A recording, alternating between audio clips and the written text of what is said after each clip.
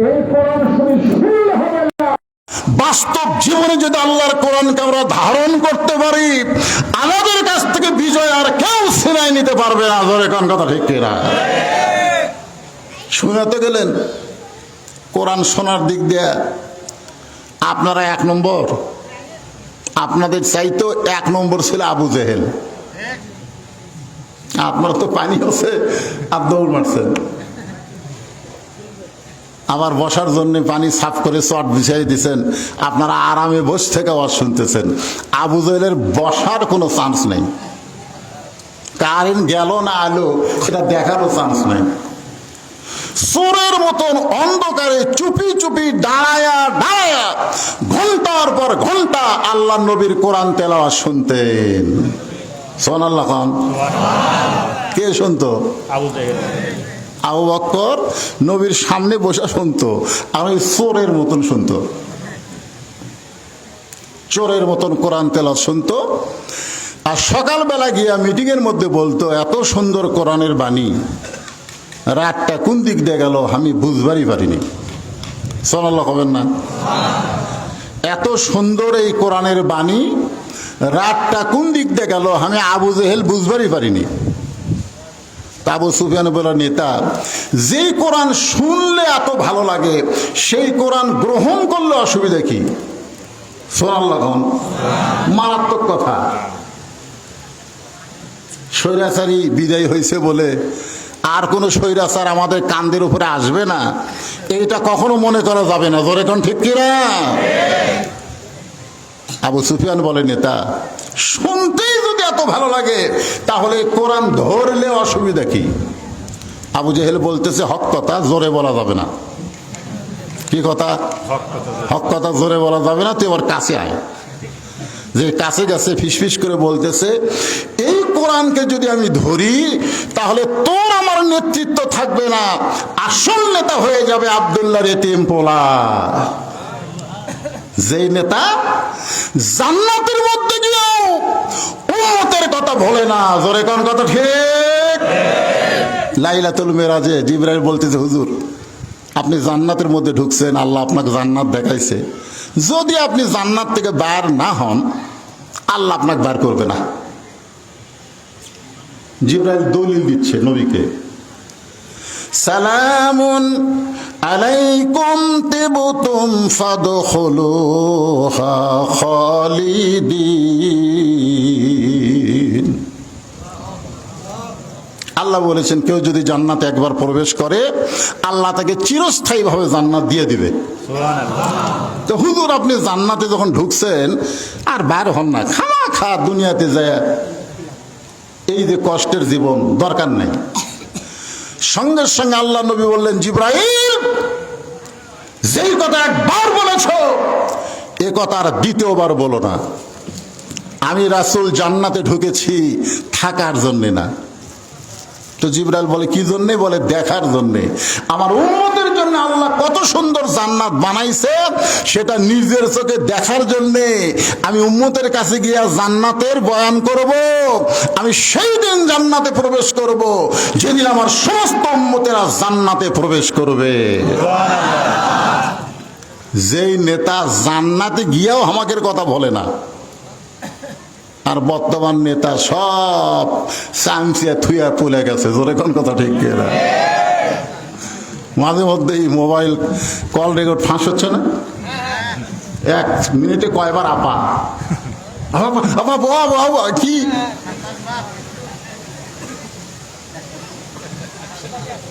তোমরা সেই নেতার চামচাগিরি করো যেই নেতা বিপদে বললে তোমাদের কথা মনে রাখে না। আমরা সেই নবীর উম্মত হব যে নবী জান্নাতে গিয়ে আমাদেরকে বলে না। ধরে কান কথা ঠিক কিনা? এই মুহূর্তে একটা স্লোগান দেওয়া লাগবে, আমার নেতা তোমার নেতা, সকলে বলবেন বিশ্ব নবী মোস্তফা। বলতে পারবেন না ভাইজান? আমার নেতা তোমার নেতা বিশ্ব নবীর চরিত্র মতো করা যাবে না। আমি এটা অনেক মাহফিল আপনাদের শুনাইছি, ভুলে গেলে হবে? নবীকে কারোর সঙ্গে তুলনা করা যাবে? যাবে না। কারণ ওয়া ইন্নাকা লাআলা খুলুকিন আযীম। আযীম মানে কি? সেই জন্য যে বলবো আমার নবীর চরিত্র, আপনার বলবেন ফুলের চাইতেও পবিত্র। বলতে পারবেন না? আমার নবীর চরিত্র ফুলের চাইতেও পবিত্র। মাশাআল্লাহ, আমরা সেই নবীর উম্মত। আমাদের নেতা হলো মুহাম্মাদুর রাসূলুল্লাহ সাল্লাল্লাহু আলাইহি ওয়াসাল্লাম। মক্কা বিজয় হয়ে গেছে, মক্কা বিজয় হয়ে গেছে। হয়তো ওমর ফারুক খুঁজতেছে কয়েকজনকে, তার মধ্যে একটা হলো আবু জেহেলের বেটা, উহুদের যুদ্ধে যিনি সেনাপতি ছিল। বদরের যুদ্ধে আবু জেহেল দুনিয়ার থেকে বিদায় নিল। আপনারা খেয়াল করেন, বদরের যুদ্ধে আবু জেহেল কি মারা গেছে। তো এই উহুদের যুদ্ধে আবু জেহেলের বেটা ইকরামা সেনাপতি, আর ওই যুদ্ধের নেতা হচ্ছে আবু সুফিয়ান। আর উহুদের যুদ্ধে নবীর চাচার কলিজা চাবায়া চাবায়া খাইছিল, তার নাম হলো হিন্দা। যেরকম তার নাম কি? হিন্দা। আপনাদের কাছে আমি একটা বিষয়ে একটু বলতে চাই, এটা না বললে আপনি সূরা নসরের তাফসীর ঠিক মতো বুঝতে পারবেন না। আচ্ছা, হিন্দা এটা কে? হ্যাঁ, আবু জেহেলের মেয়ে বলতেছে। এটা ঠিক আছে। আবু সুফিয়ানের স্ত্রী আবু জেহেলের বোন। কার স্ত্রী? এ কথা কর না কেন? সুফিয়ানের। আবু সুফিয়ান মুয়াবিয়ার বাপ। আমিরে মুয়াবিয়ার বাপের নাম কি? তাহলে আমিরে মুয়াবিয়ার মায়ের নাম কি? হিন্দা। কত শরম লাগে, কত শরম লাগে আপনাদের। আপনারা বলেন তো, যখন বাংলাদেশ স্বাধীন হয়েছিল ওই সময় যারা দুই চারজন তো আছেন আপনারা, আমাদের দেশ যখন স্বাধীন হয়েছিল 9 মাস কিন্তু যুদ্ধ হয়েছিল। এই যুদ্ধের সময় হিন্দুরা কিন্তু নম নম ভগবত অরাহত সাম্মা এইটা বলেনি। প্রত্যেকটা হিন্দুরা জিকির করছে লা ইলাহা ইল্লাল্লাহ, লা ইলাহা ইল্লাল্লাহ, লা ইলাহা ইল্লাল্লাহ। আপনারা বলেন তো এরা কি মুসলমান? আপনারা বলেন তো লা ইলাহা ইল্লাল্লাহ যে হিন্দুরা জিকির করছে, এটা কি আল্লাহর ভয়ে না মরার ভয়ে? কার ভয়ে? মরার ভয়। এই জন্য আল্লাহ রাসূল বলেন, ইকরার বিল লিসান তাসদিক বিল জানান আমল বিল আরকান। আমি হিন্দাকে নিয়ে এই কারণে এই কথা বলতে চাই, হিন্দার চাইতো খারাপ মহিলা যিনি বাংলাদেশ থেকে পালায়া গেছে। আপনারা একটা খবর জানেন, আমার নামে নাম একজন বজলুল হুদা। নাম কি? বজলুল হুদা। তাকে ফাঁসির আসামি, তাকে ফাঁসিতে হত্যা করা হবে।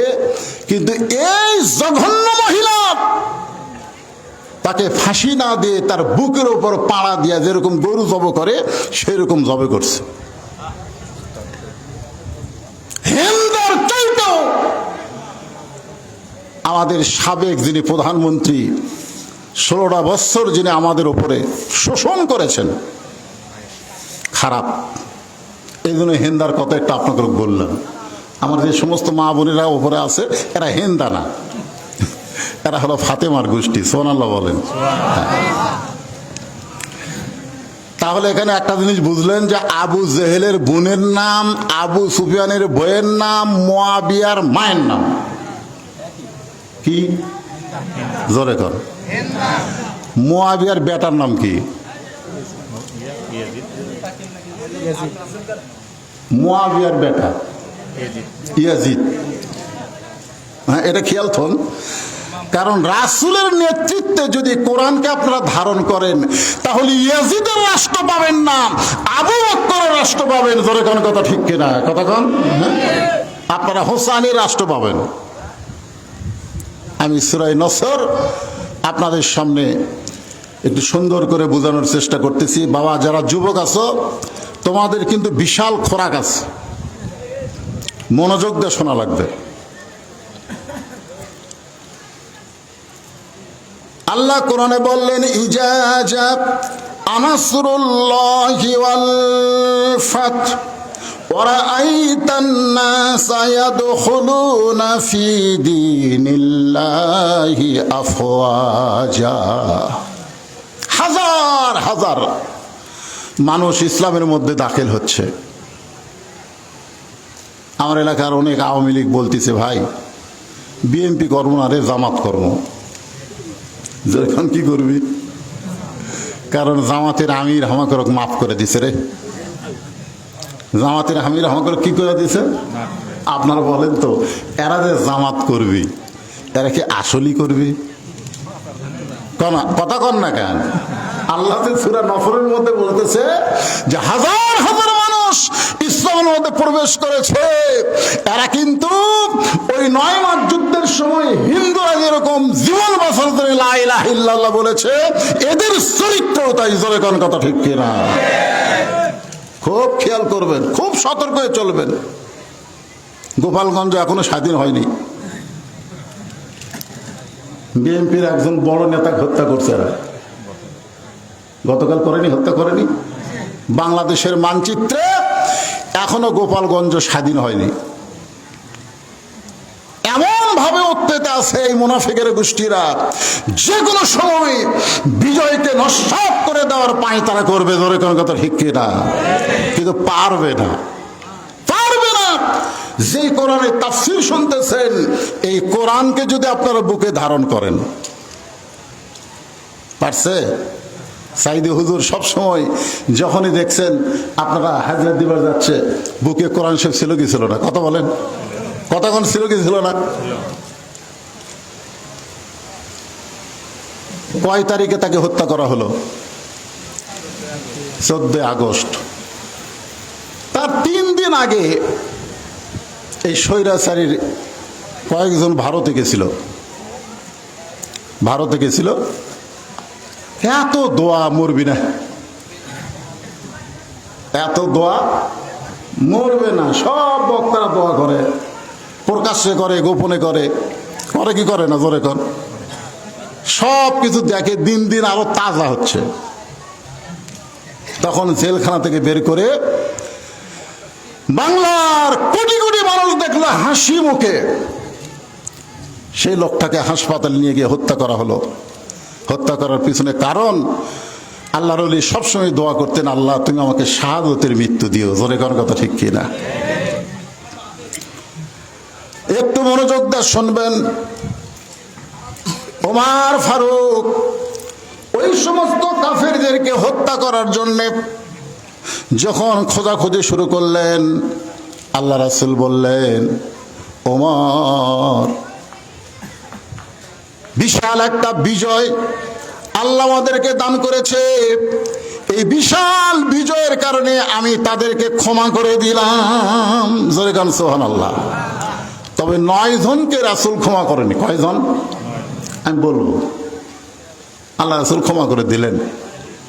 আজকে আমাদের বাংলাদেশেও জামাত ইসলামের আমির ক্ষমা করেছে, তাই বলে পাইকারে হারে সবাইকে ক্ষমা করা হবে না। আল্লাহর ওলিকে জেলখানায় যিনি ইনজেকশন করে হত্যা করেছে, ভালো মানুষগুলোকে অন্যায় করে যে সমস্ত বিচারক ফাঁসির মঞ্চে নিয়ে গেছে, তাদেরকে কোনদিন ক্ষমা করা হবে না। জোরে গান কথা ঠিক না? সবাইকে ক্ষমা করার নজির ইসলামেও নাই। গড় দেওয়ার কথা ইসলামে আছে, আছে না নাই? জোরে কর, আছে না নাই? আমি আল্লাহ যখন আসমান ভালো করে দিছে, কিন্তু সময় আপনাদের সামনে আলোচনা করব। বিরক্ত হচ্ছেন? হ্যাঁ, একটু মনোযোগ দিবেন। আল্লাহ রাসূল ক্ষমা করে দিলেন। আল্লাহ রাসূল বললেন, ওমর, এত বড় বিজয়, ফাসাব্বিহ বিহামদি রব্বিকা ওয়াস্তাগফির, বরং আমরা আল্লাহর তাসবিহ আদায় করব, আল্লাহর জিকির করব, আল্লাহর প্রতি বেশি বেশি ইস্তেগফার করব। সুবহানাল্লাহ। ইস্তেগফার মানে কি? ইস্তেগফার মানে ফিরে আসা। ফিরে আসা। আমাদের মধ্যে যেন কোনো অহংকার কোনো সময় না আসে যে আমরা বিজয় লাভ করেছি। সব সময় আমাদের বিশ্বাস করতে হবে আল্লাহ আমাদেরকে বিজয় দিয়েছে। জোরে কোন কথা ঠিক কিনা? হ্যাঁ, ফিরে আসবো না। সাহাবীরা 10,000 সাহাবী, বুঝতেছেন না? মনের আনন্দে নবী যে কি বলতেছে এইটাও আর খেয়াল করতেছেন। আনন্দ আনন্দ আনন্দের চোটে 450 থানা ফুলে দিছে। জোরে কোন কথা ঠিক কিনা? আনন্দের চোটে একের বাড়ি ঘর লুট করছে, পুড়ে পুড়ে দিছে। এইগুলো মুসলমান? এগুলো মুসলমান করে? আপনারা বলেন, শত্রুর বাড়ি পুড়ে দেওয়া, থানা লুট করা, এগুলো মুসলমানের কাজ? 10,000 সাহাবীর কিছু অংশ শুনতেছে আর সাইডে খেলে আনন্দ। বিজয় হয়ে গেছে, মক্কা বিজয় হচ্ছে। একদিন গভীর রাত্রে নবী আবু বকরকে নিয়ে মক্কা থেকে মদিনায় হিজরত করেছে। সেই মক্কা আল্লাহ আমাদেরকে দান করেছে। লাফাও রে! আল্লাহর নবী চিন্তা করলেন এই সমস্ত আনন্দকারী সাহাবীদেরকে সাইজ করার জন্য একটা জায়গার মধ্যে ঢুকতে হবে, একটা জায়গার মধ্যে ঢুকতে হবে। সে জায়গার নাম হলো জান্নাতুল মাওয়া। খুব খেয়াল করবেন, সে জায়গার নাম কি? হজ করছেন হাজী সাহেবরা জানে, কাবা থেকে, কাবা ঘর থেকে দক্ষিণে 1 কিলো গেলেই এই জান্নাতুল মাওয়া, মক্কার সবচাইতে বড় গোরস্থান। আল্লাহ রাসূল জান্নাতুল মাওয়ার মধ্যে ঢুকলেন। এখন আপনারা বলেন, রাসূল যদি কোনো গোরস্থানের মধ্যে ঢোকে সাহাবীরা কি করবে? কথা কয় না। আল্লাহ কোরআনে বলেন, আতিউল্লাহ ওয়া আতিউর রাসূল, আল্লাহর আনুগত্য করো, তোমাদের নবীকে অনুসরণ করো। নবী যখন বিজয়ের আনন্দ না করে গোরস্থানের মধ্যে ঢুকলেন, সাহাবীরা নবীকে অনুসরণ করলেন। নবী একটা কবরের পাশে গিয়া ছোট বাচ্চার মতন কান্না শুরু করে দিলেন। আমার মায়েরা যারা দোতলায় বসে শুনতেছেন, একটু মনোযোগ দিবেন।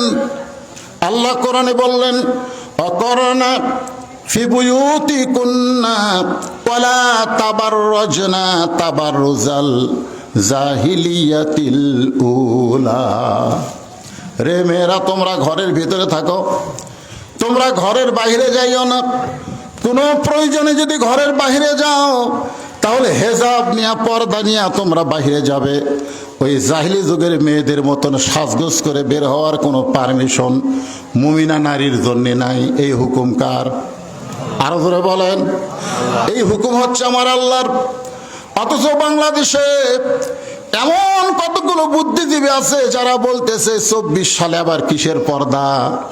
24 সালে নাকি পর্দার দরকার নাই।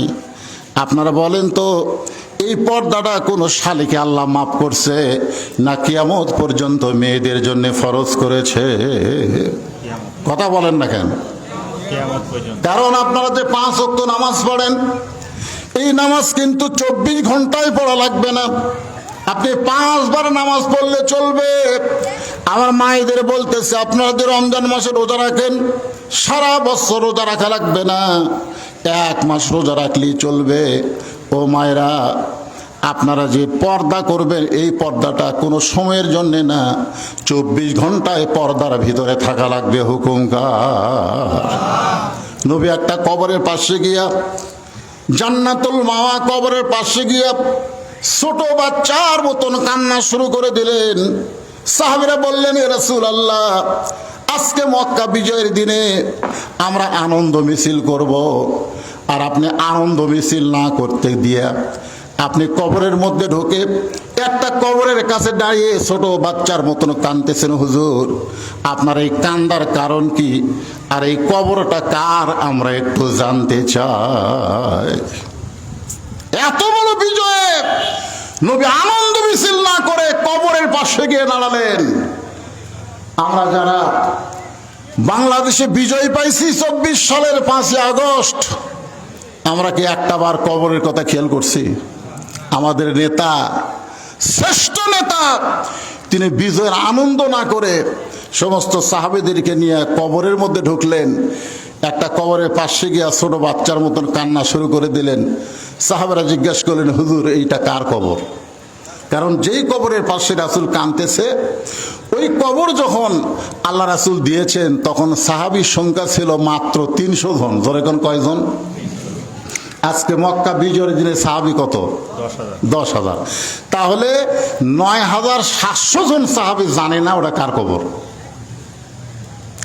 আল্লাহ রাসূল বললেন, যেই কবরের পাশে দাঁড়িয়ে কাঁদতেছি এই কবরটা হলো তোমাদের মা খাদিজাতুল কুবরার কবর। সমস্ত সাহাবেরা বললেন, ইয়া রাসূলুল্লাহ, আমরা মা খাদিজা সম্পর্কে একটু জানতে চাই, আমরা মা খাদিজা সম্পর্কে জানতে চাই। কারণ 300 জন সাহাবী জানে মা খাদিজাকে, আর 9,700 জন তারা তো আর জানে না। এ কারণে বললেন, হুজুর আমরা মা খাদিজা সম্পর্কে একটু জানতে চাই। আল্লাহ রাসূল বললেন, খাদিজার সম্পর্কে জানবে না খাদিজার জীবনের একটা আমল তোমরা শুনবে? খাদিজার সম্পর্কে জানবে না খাদিজার জীবনের একটা আমল তোমরা শুনবে?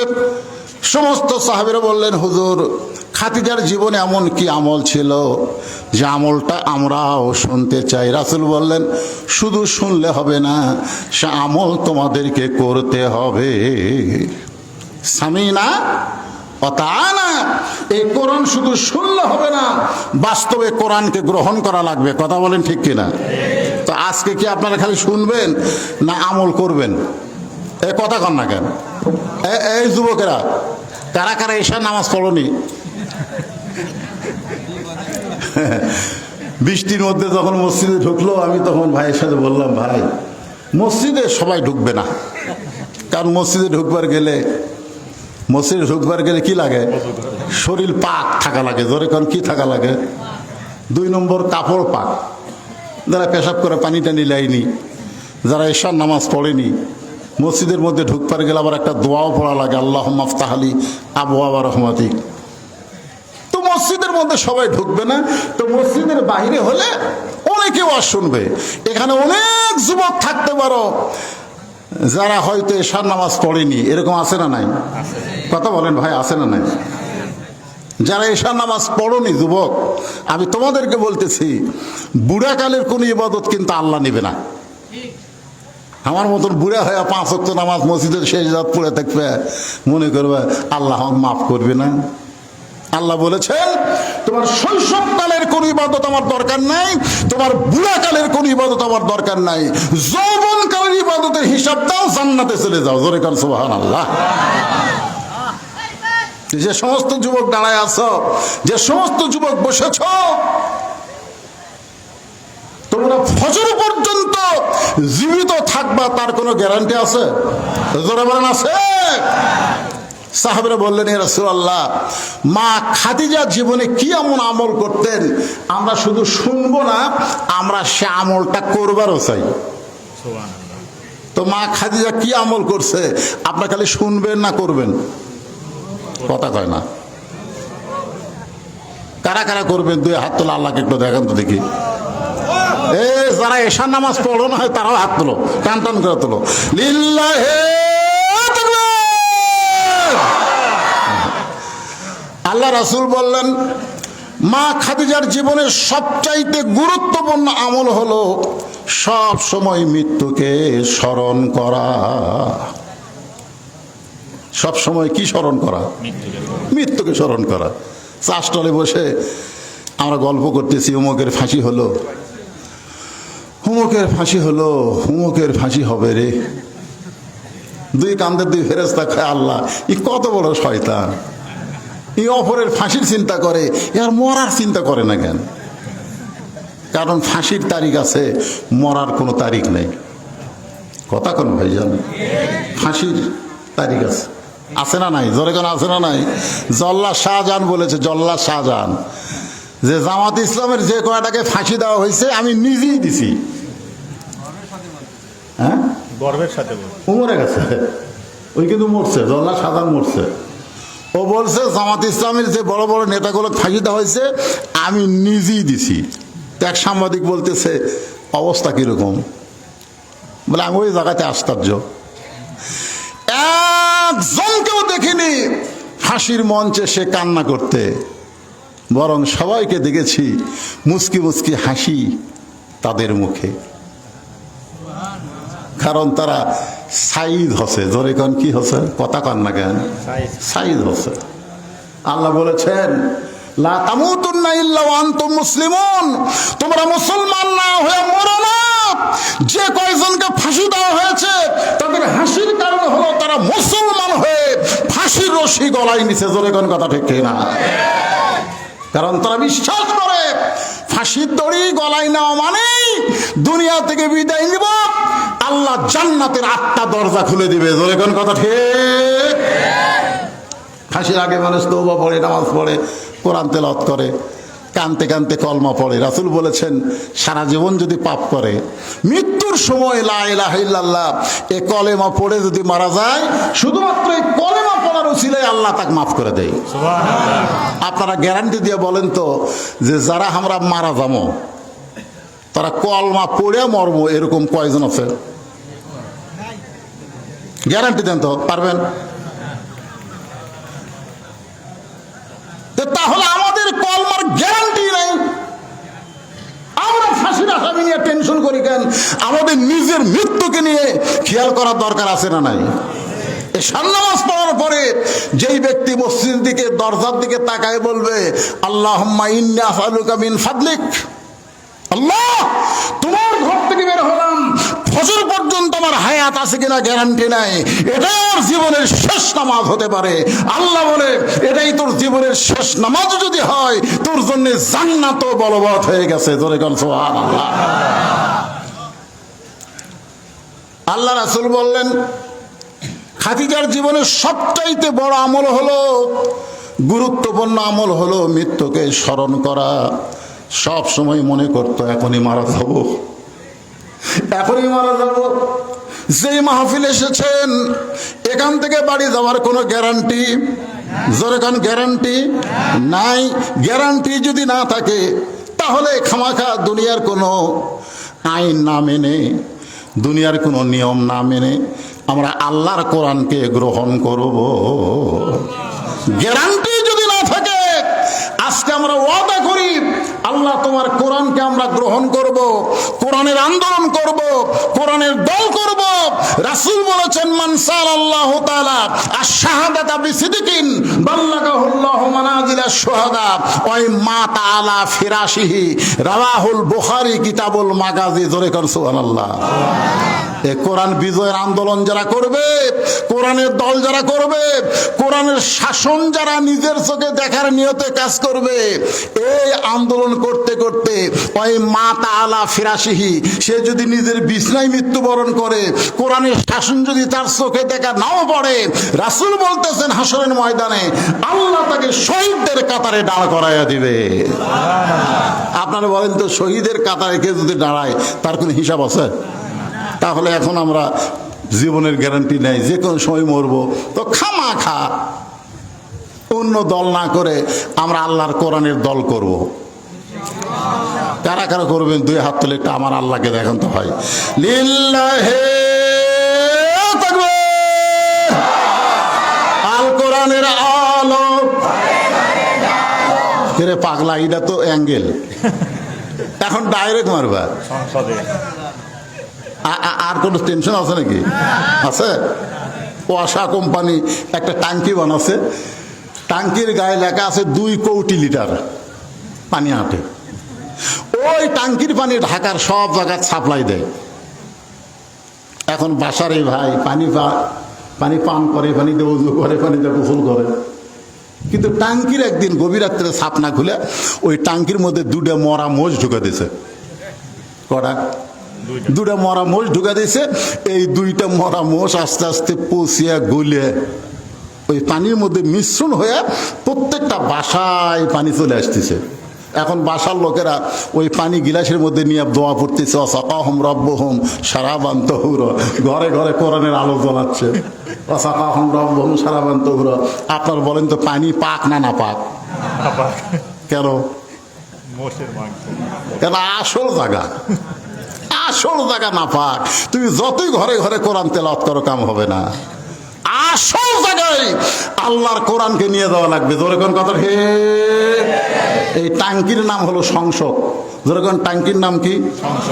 একটু সাটিয়া কবেন তো ভাইজান। হ্যাঁ, আল কোরআনের আলো আপনার সবাই বলবেন সংসদে জালো, আল কোরআনের আলো হলো না।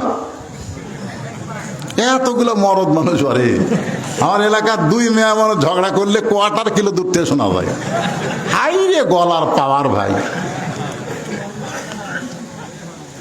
আপনি বিশ্বাস করতেছেন না। একটা স্লোগানই আল্লাহ আপনাকে জান্নাত দিতে পারে, পারে কি পারে না? এই কোরআন সুপারিশ করবে।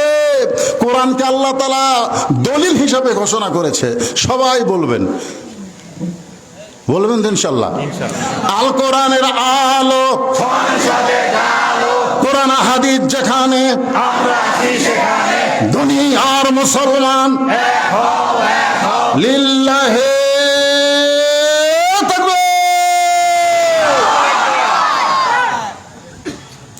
সাহাবীরা বললেন, ইয়া রাসূলুল্লাহ, মা খাদিজা মৃত্যুকে কেমনে স্মরণ করত? আল্লাহ রাসূল বললেন, তাহলে শোনো। একদিন গভীর রাত্রে আমি রাসূলের ডান হাতখানা খাদিজা বুকের মধ্যে নিয়ে ছোট বাচ্চার মতন কাঁদতেছে। রাসূলের ঘুম ভেঙে গেল। আল্লাহ রাসূল চমকে উঠে বললেন, খাদিজা, দুনিয়ার সবাই ঘুমায়, আমি নবীও ঘুম পাড়তেছি, অথচ তুমি ঘুম না পেলে কেন এমন করে কাঁদতেছো? এই সবাই খেয়াল করেন, সবাই কি করে? ঘুমায়। সবাই কি করে? ঘুমায়। আমি রাসূলও ঘুমাই। তাহলে একজনই ঘুমায় না, তিনি কে? খাদিজা। না না, কথা কয় না, আল্লাহ। আরো জোরে কন। আল্লাহ ঘুমায় না। লা তাখুযু সিনাতাও ওয়ালা নাউম। ঘুম তো দূরের কথা, আল্লাহ তন্দ্রা পর্যন্ত নেই। একদিন মুসা নবী বলতেছে, আল্লাহ একলা একলা বসে থাকো, তোমার ঘুম ধরে না? তা আল্লাহ বলতেছে, মুসা, আমি আল্লাহর ঘুম ধরে কি ধরে না যদি জানবার চাও, এক গ্লাস পানি আনো।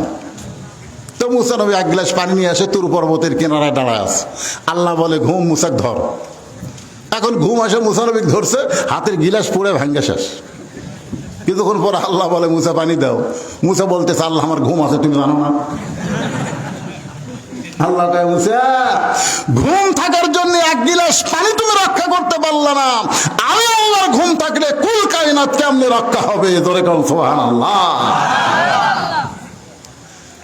তাহলে কি বুঝলেন? রাসূল বলতেছে, দুনিয়ার সবাই ঘুমায়, আমি নবীও ঘুমাই, কিন্তু তুমি না ঘুমায় কেন কাঁদতেছো?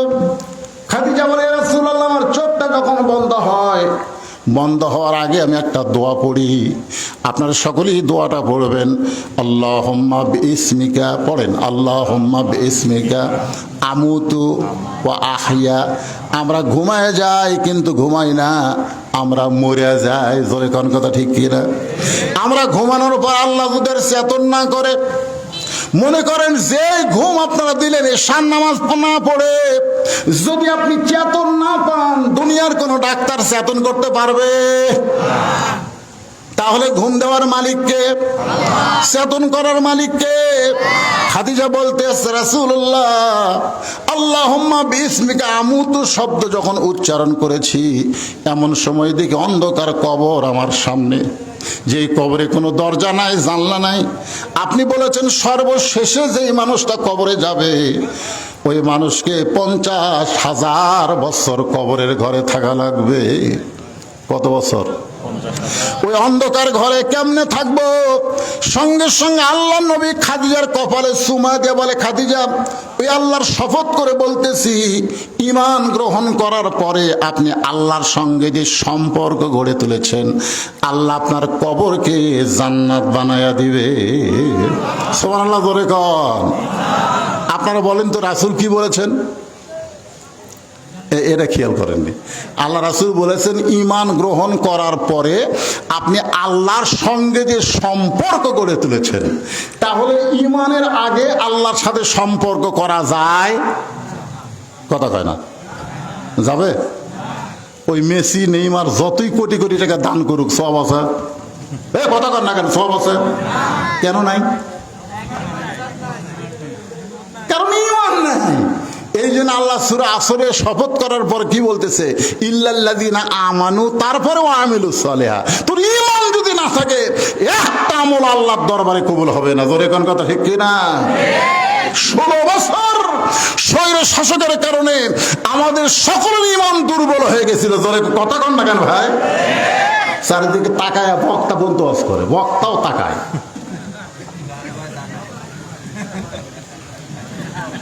আমার বউ পর্যন্ত হক করে দেয়, দেখে শোনা ওয়াজ করবেন, দেখে শোনা। গরম পানি লাগবে না। পুলিশের গাড়ি, র্যাবের গাড়ি, এগুলো যদি থাকে তেল তেল আওয়াজ করবেন।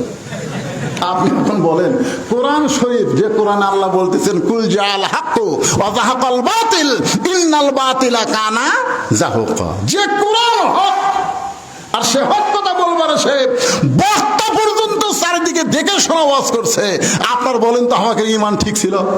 এ কথা কোন ঠিক ছিল? এই জন্যে মনে ঈমান গ্রহণ করার পরে আল্লাহ রাসূল বলে নাই যে ঈমানের কলেমা পড়ার পরে, তা বলে নাই। বলেছে খাদিজা, ঈমান গ্রহণ করার পরে তুমি আল্লাহর সঙ্গে যে সম্পর্ক গড়ে তুলেছ, আল্লাহ তোমার কবরকে কবর রাখবে না, তোমার কবরকে জান্নাত বানায় দিবে। এখন আপনারা বলেন আমরা কি ঈমান পড়িছি না গ্রহণ করছি? একটা হচ্ছে কলেমা পড়া, আর একটা হলো গ্রহণ করা। আমি যদি সারা রাত পড়ি চোর চোর চোর চোর চোর চোর চোর চোর চোর চোর চোর চোর, চোর কমবি? আপনার এখন চোর কমবি, কারণ চোর চোর আমি পড়তেছি কিন্তু চোর আমি ধরতেছি না, চোর আমি ধরতেছি না। আচ্ছা, মুয়াজ্জিন বলতেছে হুজুর ইমাম সাহেবকে, যে হারে চুরি বেড়ে গেছে আপনি একটু দোয়া করবেন হুজুর, চুরি যেন কমে। ইমাম সাহেব বলতেছে ঠিক আছে, ঈশার নামাজ পড়ার পরে সবাই বসবেন। সবাই বসে গেছে। বলে একবার সূরা ফাতিহা পড়েন, 3 বার সূরা ইখলাস পড়েন, একবার দুরূদ শরীফ পড়েন। সবাই হাত তুলে দোয়া করতেছে, আল্লাহ চোরের হাত থেকে, এটা কি গ্রাম? ভট্টপাড়াকে তুমি হেফাজত করো আল্লাহ। আল্লাহ, যে হারে চুরি শুরু হয়ে গেছে আল্লাহ চোরের হাত থেকে হেফাজত করো। সাইড থেকে চোর বলতেছে আমিন, চোর বলতেছে আমিন, যে তোর দোয়া করে দে ঘুম পাড় আর আমি কাম সারি। আমরা 16 বছর খালি দোয়া দিয়ে কাম সারছি। কি করছি? তবে অ্যাঙ্গেলে দোয়া, ডাইরেক্ট না। বলছি আল্লাহ কোরআনের পাখিকে হেফাজত করো। আল্লাহ সাইদি হুজুরের নাম ধরবার পারিনি। জোরে কথা কন না কেন? কথা কন। এখন ইমাম সাহেব যদি বলে মুয়াজ্জিন বর্তমানে চুরি শুরু হয়ে গেছে, প্রত্যেকটা মুসল্লি 2 হাতে একটা করে লাঠি কাটো, যে কয়টা রাস্তা গ্রামে আছে প্রত্যেকটা রাস্তার মাথায় 10 জন গোপনে লাঠি নিয়ে দাঁড়িয়ে থাকো। আপনারা বলেন তো চোর আমিন কবি? কথা কন না কেন? চোর আমিন কবি? আজকে আমাদের অবস্থাটা কি? ঈমান আমরা কলেমা পড়েছি না গ্রহণ করছি? না, গ্রহণ করার মতন মুসলমান এখন আমরা হইনি। গ্রহণ করবার গেলে 3টা জিনিস খেয়াল করেন। ইকরার বিল লিসান, জবানে বলতে হবে লা ইলাহা ইল্লাল্লাহ। 2 নম্বর হলো তাসদিক বিল জানান, শুধু জবানে বললে হবে না, ওইটা কলিজার মধ্যে জায়গা দেওয়া লাগবে। কলিজার মধ্যে যদি ঈমানের জায়গা একবার দিবার পারি, উকিলে সে বারবার বলতেছে রাষ্ট্রপতির কাছে দরখাস্ত করেন, রাষ্ট্রপতি যদি আপনাকে মাফ করে দেয় তাহলে আপনার ফাঁসির দণ্ড মাফ হয়ে যাবে। ঈমানদার কলিজার দিকে তাকায় আর কয় কি কইলা উকিল? বলে রাষ্ট্রপতির কাছে দরখাস্ত করেন, রাষ্ট্রপতি যদি আপনাকে মাফ করে দেয় তাহলে আপনার ফাঁসির দণ্ড মাফ হয়ে যাবে। তাসদিক বিল জানান, কলিজার ঈমান বলতেছে উকিল তুমি কার কাছে আমাকে মাফ চাইতে বলো? আমি আমার নিজের জীবনে 3 জন রাষ্ট্রপতিকে ক্ষমতা থাকা অবস্থায় মরা দেখছি। একটা হলো শেখ মুজিবুর রহমান, একটা জিয়াউর রহমান, একটা জিল্লুর রহমান, যারা নিজেরাই মারা যায়। কোন ইমানদার ঈমান থাকা অবস্থায় রাষ্ট্রপতির কাছে বাঁচার দরখাস্ত লিখবে না। জোরে কোন কথা ঠিক কি না? এর নাম হলো তাসদিক বিল জেনান, কলিজার মধ্যে ঈমান। আয় যেরকম ছোট ছোট বাচ্চারা দৌড়াদৌড়ি করছে, আমার ভাই বললো আয় হায় পুলিশেরা সমানে গুলি করতেছে আর ছেলেরা সব দৌড়াই, গুলির সামনে একজন দুনিয়া পড়ে যায়, তাকে টান দিয়ে আর একজন দাঁড়ায়। তাসদিক বিল জেনান, বিশ্বাস করেছে মৃত্যু হবে না, শাহাদাত হবে। জোরে বলেন কথা ঠিক কি কথা কন? আশ্চর্য, একজনের মরা দেখে 10 জন ভয় দৌড় দেয় না, বরং তারা আরো তাকে লাশটা সরাই দিয়ে ওইখানে দাঁড়ায়, মার। তাসদিক বিল জেনান, কলিজার মধ্যে ঈমান, মরা লাগবে। বাতিলের সঙ্গে আপোষ করে বাঁচতে চাই না, হকের পক্ষে লড়াই করে মরতে চাই। জোরে কোন কথা ঠিক কিনা? মরা লাগবেই। 3 নম্বর হলো আমল বিল আরকান, ঈমান অনুযায়ী আমল করতে হবে। ঈমান অনুযায়ী আমল করতে গেলে আবল তাবল আমল করলে হবে না। আবল তাবল দলিল নাই, বিনা দলিলে আমল করে, এরকম আমল আমাদের বাংলাদেশে আছে না নাই? আমার দয়াল বাবার দরবারেতে কেউ ফিরে না খালি হাতে।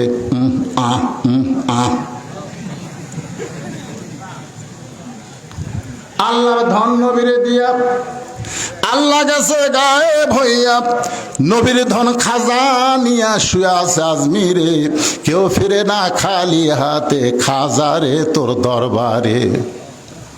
সুবহানাল্লাহ কবেন না নাউযুবিল্লাহ কবেন? তাহলে আমল বিল আরকান, ঈমান অনুযায়ী আমল করতে চাই, তাহলে আল্লাহর কোরআন আর নবীর সুন্নাহর দরকার আছে না নাই? দরকার আছে না নাই? 1 নম্বর হলো আল্লাহর কোরআন। যে কোরআনের তাফসীর শুনতেছেন, এই কোরআনকে ঈমানের মধ্যে ধারণ করা লাগবে। রাসূল বলে, খাদিজা ঈমান গ্রহণ করার পরে আপনি আল্লাহকে এমনভাবে ধারণ করেছেন, এমনভাবে গ্রহণ করেছেন, আল্লাহ আপনার কবরকে কবর রাখবে না, আপনার কবরকে জান্নাত বানায়া দিবে। এখন আমরা সবাই কবরে যাব ভাই। কবরে গেলে 3টা প্রশ্ন হবে, জানেন কটা?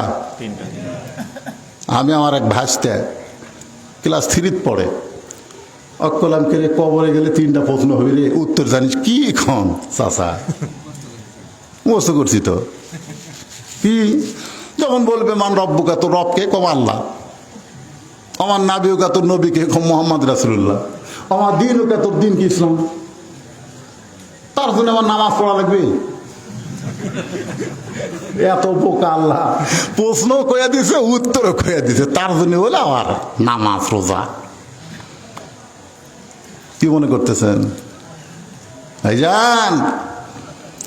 কবরের মধ্যে যখন আমাকে আপনাকে নিয়ে যাওয়া হবে, প্রথম প্রশ্ন করবে মুনকির নাকির মান রব্বুকা, তোমার রবকে।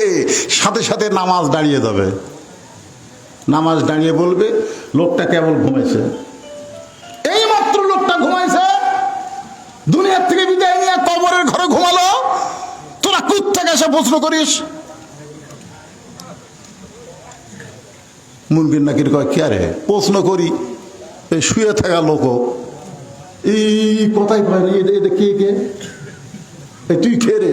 আমি নামাজ, আমি নামাজ। এই লোকটা মসজিদের মধ্যে ঢুকে নিয়ত করার পরেই বলেছে আলহামদুলিল্লাহি রাব্বিল আলামিন, রুকুতে গিয়ে বলেছে সুবহান রাব্বিল আযীম, সিজদায় গিয়ে বলেছে সুবহান রাব্বিল আলা। দৈনিক 5 বার কত রাকাত নামাজ পড়ছে আর কতবার রব রব জিকির করছে, হিসাব দে। মুরগির নাকি আমরা তো হিসাব জানি না ভাই, তুই হিসাব জানিস না, মান রব্বুকে প্রশ্ন করিস কারা? তো মুনকির নাকির আল্লাহ তোমার বান্দাকে আমরা মান রব্বুকে প্রশ্ন করি, নামাজ যে খেপা খেপছে, আমরা এখন কি করব? আল্লাহ কই যে নামাজ নিয়ে কবরে আইছে, মান রব্বুকার উত্তর তার হয়ে গেছে। ও বেনামাজি, খালি মরিয়া দেখেন। আয় এমন আজাব দিবে রে ভাই, কবরের ওই মাটিতে গলা ফেটে রক্ত ঝরবে চিৎকারের ওই চোটেতে। সবাই বলেন, বললে মনটা একটা হালকা হয়ে যাবে। ডানে কবর বামে কবর, ডানে কবর বামে কবর, নিচে কবর আছে যে, ওপর দিকে চাইয়া দেখো বাঁশের ছাউনি দিছে কে। এ কথা সবাই কি বলা লাগবে? সবাই বলেন। কিন্তু যেদিন ডাক পড়িবে, সবাই বলেন, কিন্তু যেদিন ডাক পড়িবে কবর মাঝে যাইতে, জোগাড় কিছু করছো বন্ধু তার মাঝে বিছাইতে। ভাইজান আপনারা বলেন তো, এই যে আপনারা বললেন কিন্তু যেদিন ডাক পড়বে, এই যেদিন কি বার? অনিশ্চিত। কথা কয় না রে। আচ্ছা আপনারা কি আমার কথা বুঝতেছেন না? বুঝতেছেন? তো তাহলে বলেন তো, কিন্তু যেদিন, এই যেদিন কি বার? অনির্দিষ্টকাল। তো সিনা টান করে ঘুরতেছেন আর বলতেছেন আমার চিনিস, আমি কার দল করি তুই জানিস? সকালবেলা বলতেছে আমার চিনিস, এই আগামীকাল 10টায় তোকে সাইজ করবো রে, এমন হুমকি মারছে। লোকটা তো খুবই সহজ সরল মানুষ, বাড়িতে এসে কাঁদতেছে। বউ কই কান্দো কেন গো? আগামীকাল 10টা আমাকে সাইজ করবে। হায় হায়, আগামীকাল 10টায় সাইজ করবে আর এখনই কান্দা শুরু করছো? বলে সরকারি দল করে রে, আর হাতত পাওয়ার আছে। বউ বলতেছে তুই পাগল, এ দেশে কি বিচার নাই? এ দেশে কি বিচার নাই? মেম্বার আছে, চেয়ারম্যান আছে, তাদের কাছে বিচার দাও। যে বড় হুমকি মারলো তাকে বিচার করবে। তখন স্বামী বলতেছে আরে যে আমাকে বলছে আগামীকাল 10টায় তো সাইজ কর্ম, ওই চেয়ারম্যানের লোক। তখন বউ বলতেছে তাহলে হাজার কেউ নাই রে, তারা আল্লাহ আছে। সুবহানাল্লাহ, সহি কথা, যার কেউ নাই তারা আল্লাহ আছে। স্বামী ঈশার নামাজ পড়ে আল্লাহর কাছে বলতেছে আল্লাহ আগামীকাল 10টা হয় সাইজ করবি। আল্লাহ জামাত ইসলামের নিবন্ধন বাতিল করে দিল, বাংলাদেশের শিবির জামাত নিষেধ করে দিল। ঠিক কিনা বলেন? কার কাছে বিচার দেবেন? কোর্ট যে কোর্ট ওই শাড়ির কথাই চলে, জোরে কর কথা, ঠিক কিনা? ওর কথাই চলে, ওর কথাই কোর্ট চলে, সেই কোর্ট বিচার দেবে। হ্যাঁ আল্লাহ, সকাল 10টা আমাকে সাইজ করবি আল্লাহ, তোমার যদি কিছু করার থাকে করব।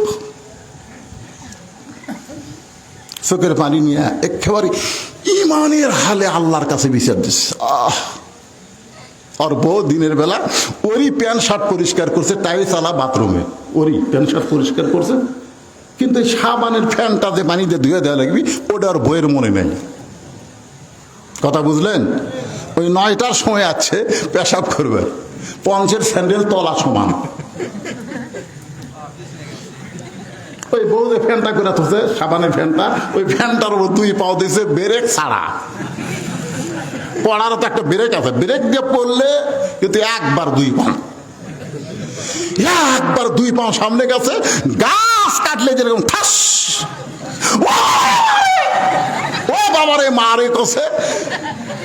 বউ আসা দেখে স্বামী কাঁথে আসে, আগামীকাল সকাল 10টায় সাইজ করবি, 9টার সময়।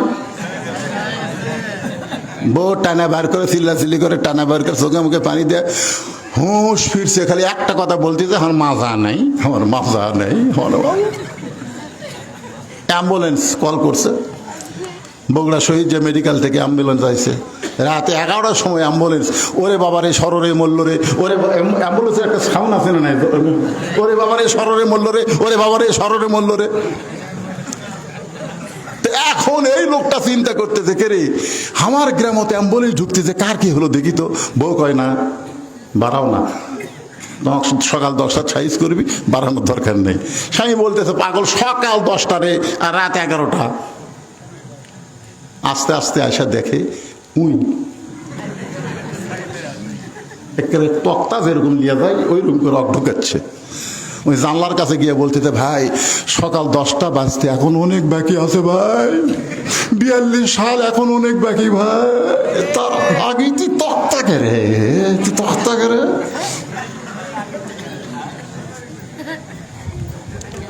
ওই অ্যাম্বুলেন্সের মধ্যে কান্দিছে আর বলতেছে ভাই ক্ষমতার মালিক আমি না রে, ক্ষমতার মালিক।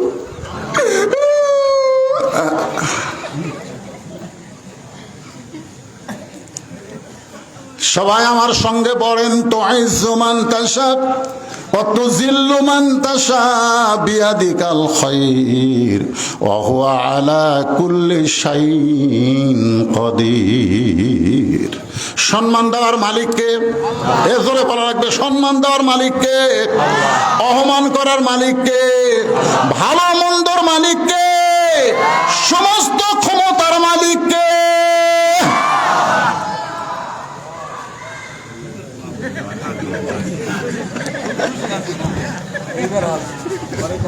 আমার মায়েরা বোনেরা যারা পর্দার অন্তরালে আছেন, বিরক্ত তো হচ্ছেন না? অনেক সময় ওয়াজ করলাম আপনাদের জন্য, আমার মা বোনদের জন্য। 4টা মিনিট একটু ওয়াজ করি। কয় মিনিট? যেরকম কয় মিনিট? 4টা মিনিট একটু ওয়াজ করি আমার মা বোনদের জন্য। কারণ মায়েরা যদি ভালো হয় আমাকেরই শান্তি, ঠিক কিনা কন? বরকত নাই, বাজার করে আনে দিতি শেষ, বাজার করে আনতেই শেষ, বরকত নাই। মা বোনদের হাতে যেন বরকত হয়, এই জন্যে এই বাবাদের এই শোনেন, আমাদের সকলের মা বোনদের জন্য যারা বসে আছেন দোতলায় শোনেন। আল্লাহ রাসূল বললেন খাদিজা, এই দুনিয়াতে 10 জন পুরুষকে আল্লাহ জান্নাতের সার্টিফিকেট দান করেছে, আবার 10 জন নারীকেও আল্লাহ জান্নাতের সার্টিফিকেট দান করেছে। পুরুষের মধ্যে 1 নম্বর হলো আবু বকর, আর নারীদের মধ্যে 1 নম্বর হলো খাদিজাতুল কুবরা। সুবহানাল্লাহ বলেন। এখন আপনারা বলেন 10 জন যে সার্টিফিকেট পাইছে, পুরুষের মধ্যে 1 নম্বরের নাম কি? মনে থাকবেন। মেয়েদের মধ্যে 1 নম্বরের নাম কি? খাদিজা। মুস্কি মুস্কি হাসে আল্লাহ রাসূল বলে, খাদিজা, মহিলাদের মধ্যে 1 নম্বর যদি আপনি হন, তাহলে 2 নম্বর কে হলে ভালো হয়? পুরুষের মধ্যে 2 নম্বর হলো ওমর, 3 নম্বর ওসমান, 4 নম্বর আলী। তাহলে মেয়েদের মধ্যে 1 নম্বর যদি খাদিজা হয়, 2 নম্বর কে হলে ভালো হয়? খাদিজা বলতেছে, রাসূলুল্লাহ, আল্লাহ যেন 2 নম্বর আমার মেয়ে ফাতেমাকে কবুল করে। রাসূল বলেন, খাদিজা, আপনাকে আল্লাহ 4টা মেয়ে দিয়েছে, যেরকম কয় মেয়ে? তো আপনি কুলসুমের কথা, রোকেয়ার কথা, জয়নবের কথা না কইয়া ফাতেমার কথা বললেন কেন? এই মায়েরা শোনেন, ভালো করে শোনেন, কয় মেয়ে? তো আপনি কুলসুমের কথা বললেন না, আপনি রোকেয়ার কথা বললেন না, জয়নবের কথা বললেন না, আপনি ফাতেমার কথা বললেন কেন? খাদিজা বলে, হুজুর আপনি তো বাপ, আপনি বুঝবেন না। কারণ বাবারা বোঝে না কোন ছেলে মেয়ে কেমন, এটা কে জানে? আর কতক্ষণ কে জানে? বাবা জানে না। বাবা আনন্দে মাতিয়া সাগরে ভাসাইয়া সেই যে চইলা যায়, খবর লয় না। মাজন ধরিয়া উদরে কতই যতন করে, 10 মাস পরে পায় প্রসবের বেদনা। মা যদি ভালো হয়, সন্তান আল্লাহর ওলি হয়, যার প্রমাণ হলো আব্দুল কাদের জিলানী রহমতুল্লাহ আলাইহি যখন সুবহানাল্লাহ। মা যদি ভালো হয়, সন্তান হাসান হোসাইন হয়। মা যদি খারাপ হয়, সন্তান ইয়াজিদ হয়। আমরা হাসান হোসেনের মায়ের নাম জানি, হাসান হোসেনের মায়ের নাম হলো ফাতেমা, কিন্তু ইয়াজিদের মায়ের নাম আমরা জানি না। ইয়াজিদের মায়ের নাম হলো লাইসা বিনতে সাইবা। নামটা খেয়াল থবেন, ইয়াজিদের মায়ের নাম কি? লাইসা বিনতে সাইবা। আল্লাহ নবীর যে কয়টা শত্রু ছিল তার মধ্যে ওতবা সাইবা আছে না নাই? যেরকম আছে না নাই? এই সাইবার মেয়ে হলো লাইসা। আল্লাহ ঈসার পেট থেকে যে মালটা বার আছে তার নাম হলো ইয়াজিদ, আর হাসান হোসেনের মা হলো ফাতেমা। খাদিজা বলতেছে, ইয়া রাসূলুল্লাহ, ফাতেমাকে আল্লাহ যেন 2 নম্বর জান্নাতি ঘোষণা করে। আল্লাহ রাসূল বলেন, খাদিজা, ফাতেমা তো জান্নাতি নয়, ফাতেমা তো জান্নাতি নয়। সঙ্গে সঙ্গে খাদিজা কান্দে বলে, রাসূলুল্লাহ, ফাতেমা যদি জান্নাতি না হয় তাহলে ফাতেমা কি? রাসূল বললেন, ফাতেমা হলো জান্নাতি নারীদের নেত্রী। খাদিজা বসা মানুষ খাড়া হয়ে গেছে। কি করলেন হুজুর? ফাতেমা হলো জান্নাতি নারীদের নেত্রী। হুজুর ফাতেমা জানে না? আমারটা ফাতেমাকে দেন আর ফাতেমারটা আমাকে দেন। কেন এই খবর তো আমি আর আপনি ছাড়া কেউ জানি না। ফাতেমা হবে 1 নম্বর জান্নাতি, আর আমি হব জান্নাতি নারীদের নেত্রী। তখন থেকেই বোঝা গেল মেয়েরা একটু উপরে থাকতে পছন্দ করে। ধরে কোন কথা ঠিক কিনা? বাংলাদেশে এর আগে মরদ মানুষ প্রেসিডেন্ট হচ্ছে, প্রধানমন্ত্রী হচ্ছে, কিন্তু এইরকম করেনি এই মেয়ে আশা যেরকম করছে। ধরে কোন ঠিক কিনা? মেয়েদের মধ্যে হিংসা আছে। আমার মেয়ে তরকারি পাক করে আমাকে খাওয়াচ্ছে। আমি বললাম, মা বহু জায়গাত মাছ খাইছি মা, কিন্তু তোর হাতের পাক মানে মধুরে। মেয়েটা আর 1 টুকরা দিছে। আমার দিকে তাকা আছে, আমি খাচ্ছি আর খুশি হচ্ছি। আর বইয়ের দিকে তাকা দেখি টেপা মাছ। কেগো তোমার কি হলো? কেন তাকে মেয়ের বাড়িতে পার হয়ে যান, মেয়ের বাড়িতে পার হয়ে যান। আপনার মেয়ে পারে, আমি পারি। হায় হায় কি জাত রে! মেয়ের প্রশংসা করলে বউ বেজার হয়ে যায়। ধরে কোন কথা কন না কেন? খাদিজা বলতেছে, রাসূলুল্লাহ, তাহলে আমাকে আপনি জান্নাতি নারীদের নেত্রী বলেন, আর ফাতেমা হবে 1 নম্বর জান্নাতি। রাসূল বললেন, খাদিজা, আমি হলাম বন্টনকারী, দেওয়ার মালিক হলো আল্লাহ। আমি হলাম কি? বন্টনকারী, দেওয়ার মালিক কে?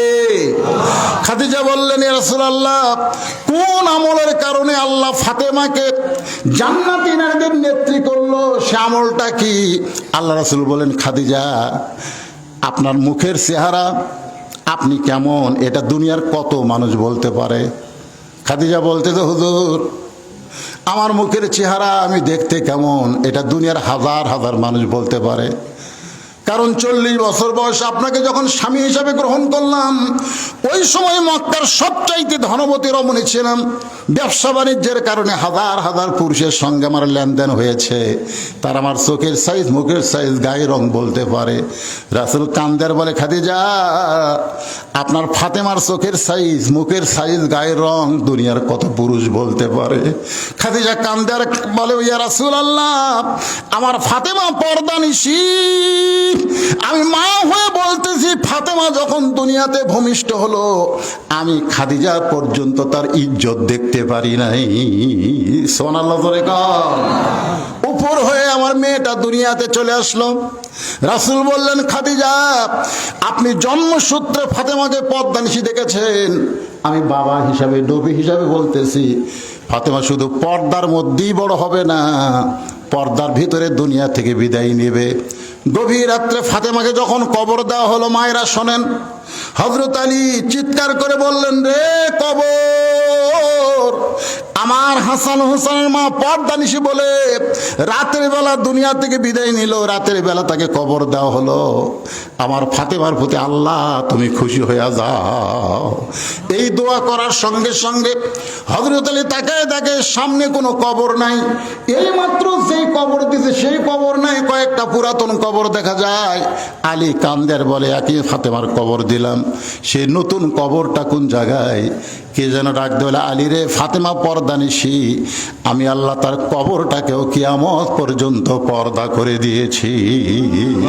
আমার মা বোনদের জন্যে আমার 1 নম্বর ওয়াজ হলো, মা, আমল যদিও কমও হয় সমস্যা নাই, কিন্তু আল্লাহর আইন পর্দাটাকে আপনারা গ্রহণ করবেন। আপনাদের চেহারা যেন কোনো পুরুষ মানুষ না দেখে।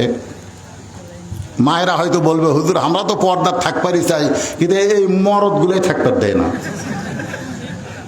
এই জন্য আল্লাহ রাসূল বলেছেন, আর দায়ুসু, শোনেন ভালো করে, আর দায়ুসু লা ইয়াদখুল, লা ইয়াদখুল, এটা হলো লাইন অফ জিন্স, কখনোই না।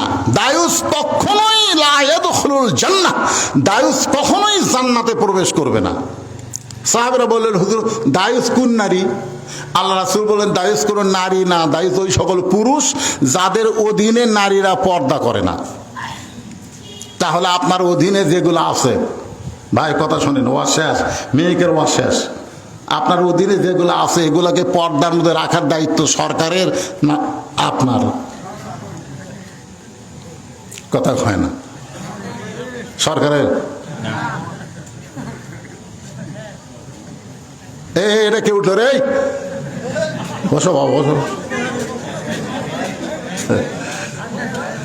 না মুরব্বী লয় তো, মুরব্বী উঠলো বলে মুরব্বী ভাইরাল হয়ে গেছে, মুরব্বী মুরব্বী লয় ছেলে।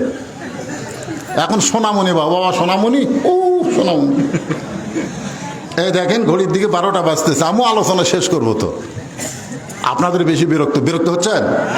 কারণ মেয়েদের ওয়াজ আবার না করলে ওরা কয় আমাদের তো ওয়াজ করলো না। এখন মেয়েদেরকে পর্দার মধ্যে রাখার দায়িত্ব কার? আপনার বউকে পর্দায় কে রাখবে? আপনি রাখবেন না আমি রাখবো? কথা কন না কেন? আপনাকে এলাকায় স্টার জলসা চলে? স্টার জলসা চলে? জি বাংলা চলে? কথা কয় না চলে? আমার মা বোনদের জন্য বলবো, মা স্টার জলসা জি বাংলা যদি দেখেন এই বন্ধুদের ওয়াজ শুনে 1 পয়সাও লাভ হবে না। কারণ মান তাসাব্বা বিকওমিন ফাহুয়া মিনহুম, যাকে যে অনুসরণ করবে তার সাথেই তাকে যাওয়া লাগবে।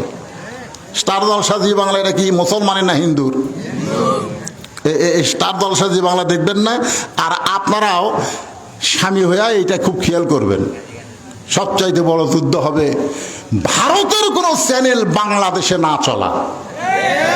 যে ভারত আমাদের কয় নম্বর শত্রু? কেমনে বুঝলেন?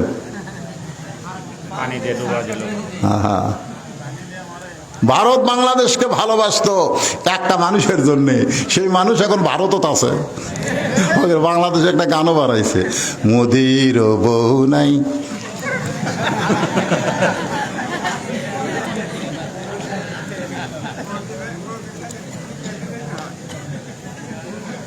এই অ্যাঙ্গেলে সামান্য করলাম, পরে গানটা আপনারা করবেন।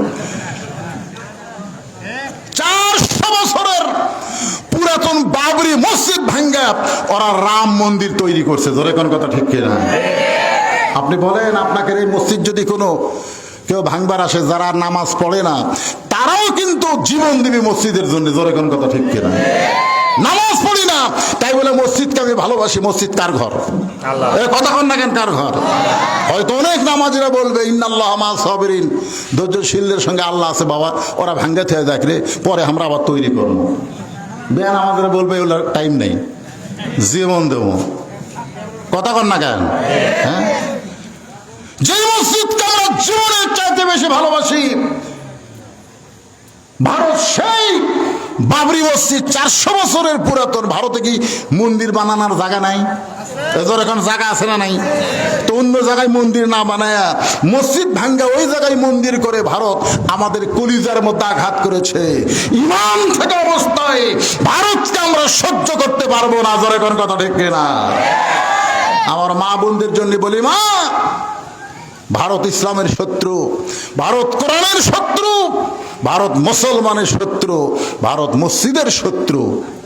সেই ভারতের কোন চ্যানেল স্টার জলসা জি বাংলা আপনারা দেখেন না, মা দেখেন না। আল্লাহ যে মায়েরা স্টার জলসা জি বাংলা দেখবে না, আজ থেকে যারা তওবা করবে আল্লাহ তাদেরকে ফাতেমার সঙ্গে কবুল করো। জোরে কোন আমিন। আল্লাহ রাসূল বললেন,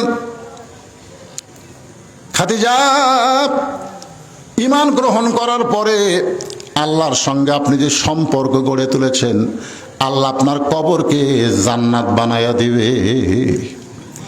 ঈমান গ্রহণ করার পরে ভাইজান, এখন একটু আপনাদেরকে নামতার মতন বলা লাগবে। ঈমান গ্রহণ করার পরে যত আমল আছে, 1 নম্বর আমলের নাম কি?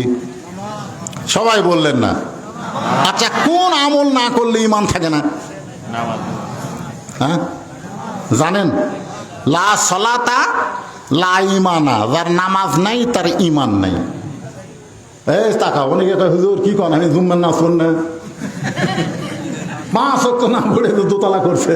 আপনারা বলেন তো এই মসজিদ যে দোতলা করলো এটা কি 5 ওয়াক্তের জন্য না জুম্মার জন্য? আরে সত্য কথা রাখুন, এটা কিসের 5 ওয়াক্তের জন্য? টাকা দেন হুজুর মসজিদ দোতলা করা লাগবে। দোতলা কেন ভাই? এত মুসল্লি হুজুর আটতেছে না। আচ্ছা ফজরের খবর কি? এক কাতারে হয় না। জোহরের খবর কি? এখন কাজ কামের দিন, বুঝতেছেন না। আসরের খবর কি? হুজুর বাজারত গেছে। মাগরিবের খবর কি? ফজরেরই মতো। এসার খবর কি? যা আসলো তাই। তো মসজিদের মধ্যে কয় কাতার, কয় 9 কাতার। এখন পর্যন্ত এক কাতারই হয় না, তো দোতলা করবে কেন? তখন সাইড থেকে একজন মুসল্লি মুসকি মুসকি হাসতেছে আর বলতেছে ওই শালারা যারা জুমার দিনে সবার শেষে আগে যায় ওরকে জন্য দোতলা করা লাগবে হুজুর, ওরকে জন্য দোতলা করা লাগবে। আপনারা বলেন যারা শুধু জুমার নামাজ পড়ে এদেরকে আল্লাহ ঠাট্টা করবেন। ঠাট্টা করে হাসরের দিন বলবে এই জুম্মা বাটি তোরা কারা রে? আমি আল্লাহ রহমান রহিম তোদেরকে জান্নাত দিয়ে দিলাম, যা। সমস্ত জুম্মালারা জান্নাতের দিকে মারবি দৌড়। ওরা তো আর বুঝবার পারতেছে না যে আল্লাহ ঠাট্টা করতেছে। যায় দেখে বিশাল একটা তালা। আল্লাহ জান্নাত তো দিলেন আল্লাহ, কিন্তু তালা আছে। আল্লাহ কয় চাবি তোর কাছে আছে, খুঁজে দেখ। ওরা পকেট খুঁজে দেখবে একটা চাবি আছে। আলহামদুলিল্লাহ, চাবি তালার মধ্যে ঢুকবি কিন্তু ঘুরবি না। আল্লাহ কয় কে রে, কি খবর? আল্লাহ ঢুকছে কিন্তু ঘোরে না। আল্লাহ কয় পাগল, তালার মধ্যে 5টা দাগ আছে, তো চাবির মধ্যেও 5টা দাগ থাকা লাগবে। এখন দেখ তো চাবির খবর কি? তো জুম্মা পাটি বলবে আল্লাহ আমার চাবি তো তেল তেলা। আল্লাহ বললে 5টা দাগ মানে 5 ওয়াক্ত। যার জুম্মা আছে 5 ওয়াক্ত নাই, তাই জান্নাত দেখতে পারবি কিন্তু ঢুকতে পারবি না। কোরআন দিয়ে যখন রাষ্ট্র চলবে 1 নম্বর দায়িত্ব হলো পদ্মা সেতু নির্মাণ করা না, রাস্তার উপর ফাইবার নির্মাণ করা না, তেল তৈরি করা না। 1 নম্বর দায়িত্ব হলো 5 ওয়াক্ত নামাজ কায়েম করা। জোরে কোন কথা ঠিক কিনা? আল্লাযীনা মাক্কান্নাহুম ফিল আরদ। মুসলমানের মধ্যে যখন ক্ষমতা দেওয়া হবে, আগামী ইলেকশনে যদি কোরআনওয়ালারা ক্ষমতায় আসে, তাদের 1 নম্বর দায়িত্ব হলো আকামুস সালাত, নামাজ কায়েম করা। 2 নম্বর দায়িত্ব হলো যাকাত আদায় করা। জোরে কোন কথা ঠিক? কত টাকা ঋণ আপনারা জানেন? বাংলাদেশে 97 বিলিয়ন টাকা ঋণ আর পাচার করেছে 93 বিলিয়ন। এই কয় নেতা খেতারা, এই সালা এমপি মন্ত্রীরা, এরা টাকা পাচার করেছে 93 বিলিয়ন। বোঝেন 100 কোটিতে এক কি? তাহলে 93 বিলিয়ন কয় হাজার কোটি টাকা? ডলার, ডলার, টাকা না, ডলার, টাকা না, কি ডলার। চিন্তা করছেন? আমাদের বাংলাদেশের ধনী নাই। নামাজ কায়েমের সাথে সাথে তার অন্তর সবসময় মৃত্যুকে স্মরণ করে টাকার যাকাত শতকরা 2.5 টাকা যদি দেওয়া শুরু করে, অনুবীক্ষণ যন্ত্র দিয়ে খুঁজলেও বাংলাদেশে কোনো গরিব পাওয়া যাবে না। জোরে কোন কথা ঠিক কিনা? 1 ব্যাগ টাকা গেলে 7 দিন ঘুরতেছে, একটা গরিব নেই। আরে গরিব হয় ভালো আসলো রে। আপনার কি মনে করছেন যাকাত তখন দেওয়া লাগবে? আপনার বাড়ির গরিব আসবি না, আপনাকেই গরিবের বাড়ির যাওয়া লাগবে। গরিবই নাই, 7 দিন ঘুরে গরিব নাই। মনে করতেছে গরিব যখন নাই, দেখি মরুভূমির দিকে যাই। মরুভূমির মধ্যে যায় দেখে এক লোক বস্তা মাথার দিয়ে ঘুম পাড়তেছে। তো বেগেলা মনে করছে আলহামদুলিল্লাহ পাসি পারে, গরিব হোক পাসি। তো সালাম দিছে, আসসালামু আলাইকুম। বস্তালা লাভ যেটা বলতেছে আলহামদুলিল্লাহ। বেগলাকে কে ভাই সালাম দিলাম, ওয়ালাইকুম বাদ দা আলহামদুলিল্লাহ কেন? বলে 1 বস্তা টাকা নিয়ে 15 দিন ঘুরতেছি, গরিব পাইনি ভাই। তোকে দেখে গরিব মনে কর, আলহামদুলিল্লাহ পড়ছি ভাই, টাকার বস্তা নিয়ে ভাই। 2 জনে কান্দে, কেন গরিব গেল কোথায় রে? নামাজ কায়েমের সাথে সাথে যাকাত দেওয়া যখন আইন হয়ে যাবে, এই বাংলাদেশ আল্লাহ রহমত খুলে দিবে, অনুবীক্ষণ যন্ত্র দিয়ে খুঁজলেও আর গরিব পাওয়া যাবে না। জোরে কোন কথা ঠিক কিনা? বাংলাদেশে বহু খনি আছে, আপনি জানেন? বাংলাদেশে কত খনি আছে আপনি জানেন? কিন্তু খনিগুলা এত নিচে ভাই, ও হইরি, এ তো তুলবার গেলি টাকা শেষ। সব তেলের খনি, সোনার খনি, পাথরের খনি, কয়লার খনি, সব খনি বাংলাদেশের নিচে আছে, কিন্তু এত নিচে তোলা যাচ্ছে না। কোরআন দিয়ে যখন রাষ্ট্র চলবে, ওই খনিগুলো তখন অত নিচে থাকবে না। সৌদি আরবের মতন খনিগুলো সব আল্লাহ উপরে উঠাইয়া দিবে। কি মনে করতেছেন যে হারে ফসল পাচ্ছেন ওই হারে ফসল? আবাদ কম হলেও রেজেকের মধ্যে বরকত হবে, নবীর সুন্নাহর আইন হবে।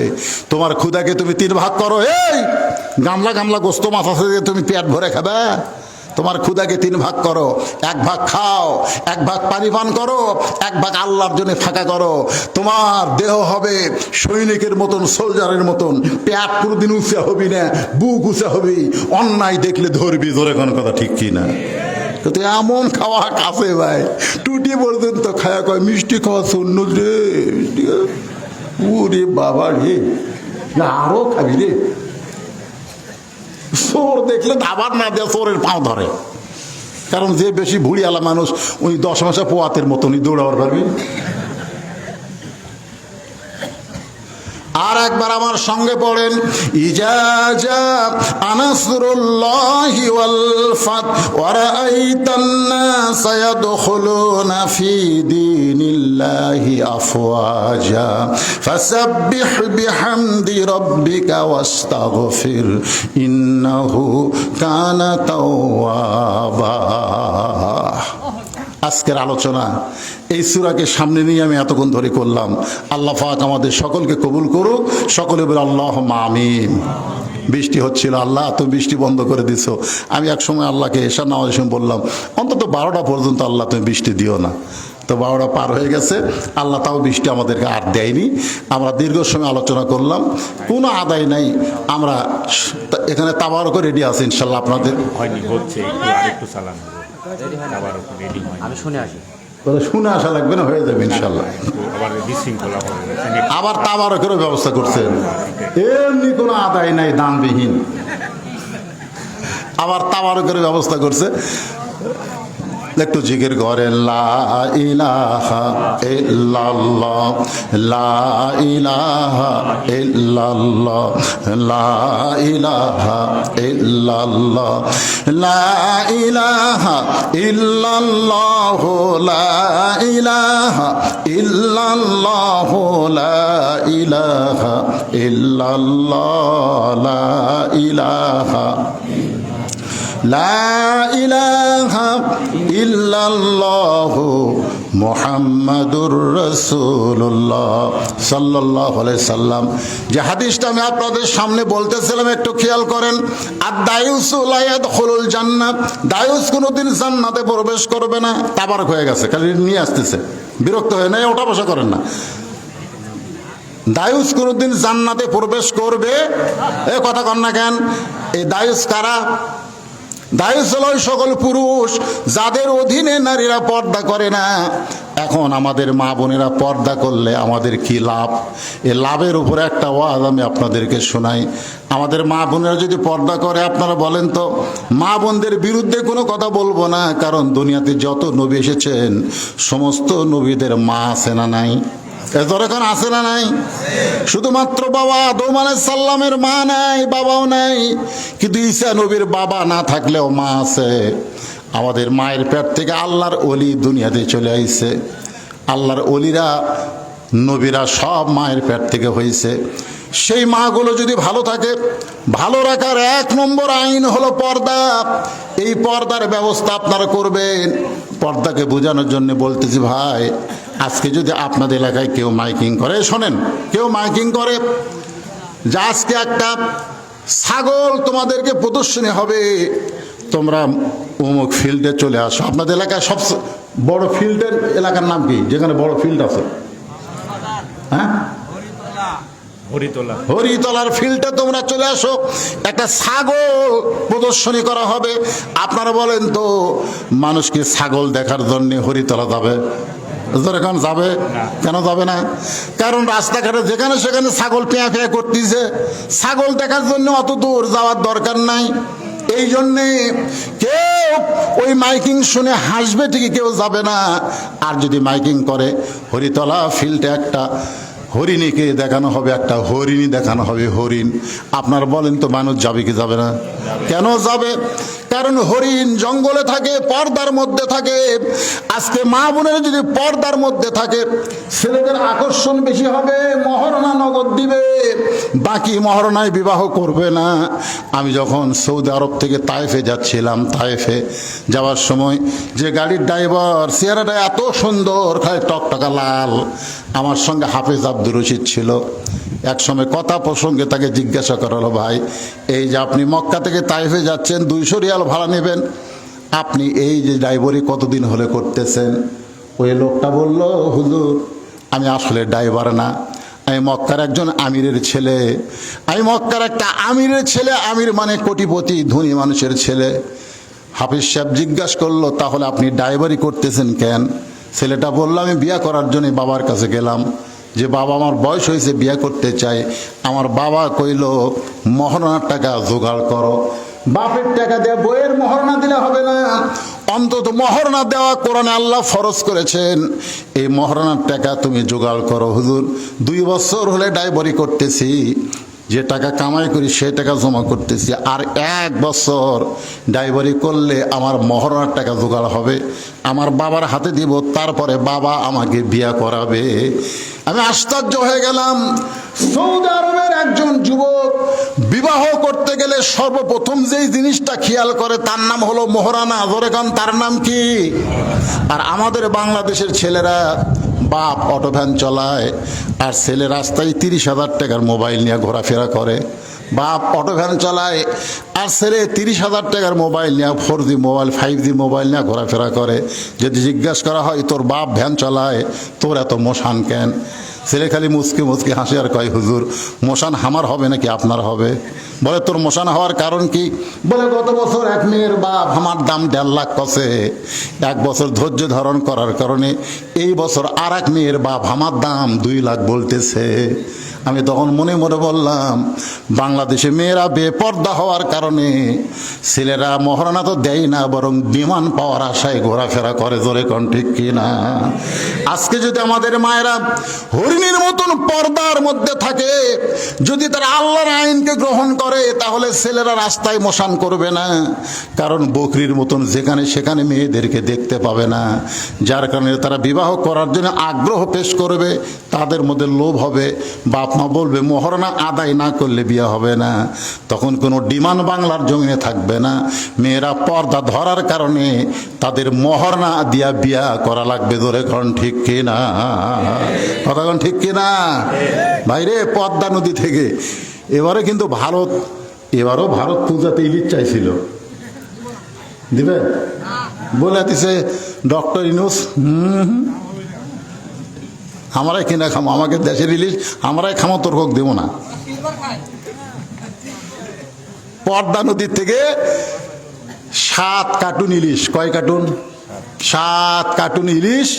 একেবারে ইলিশ মাছ বরফ পলিথিন দিয়ে প্যাকেট করে বগুড়া নিয়ে যাচ্ছে। কিন্তু মানুষেরই ভুল, 1 কার্টুনে বরফ না দিয়ে খালি পলিথিন দিয়ে প্যাকেট করছে। 6 কার্টুনে বরফ আছে, পলিথিন আছে, ইলিশ আছে। আর 1 কার্টুনে খালি ইলিশ আছে, পলিথিন আছে, কিন্তু বরফ নাই।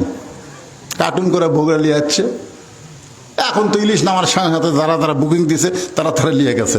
6 কার্টুন আর ইলিশ ভালো, কিন্তু 1 কার্টুন ওই লিয়ে যা কেবল খুলিছে। ভাই যেই খুলিছে মৌমাছিকার দাওয়াত দেওয়া লাগেনি।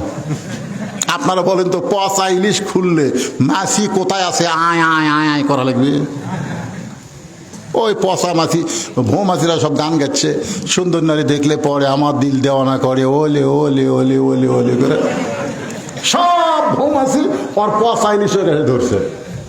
যাদের 6 কার্টুন ভালো তারা চিল্লে বকে, রে এই তোর ইলিশটা গন্ধ আসতেছে কেন?